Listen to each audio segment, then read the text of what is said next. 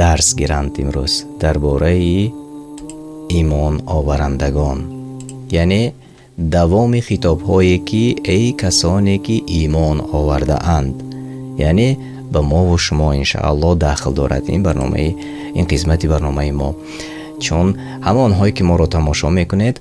онҳое ки худ ба худ мегӯянд ва мегӯем ки мо алҳамдулиллаҳ имон оварандагон ҳастем, бояд ҳама аркони ислом ва аркони имонро иҷро кунанд. эй касоне ки ба Аллоҳ ва расулаш, яъне Муҳаммад саллаллоҳу алайҳи ва саллам имон овардаед, дар намози худ рукӯъ ва саҷда кунед ва Парвардигоратонро бипарастед ва корҳои нек ба ҷой оваред то наҷот ёбед, яъне ва кори нек анҷом диҳед то ки наҷот ёбед.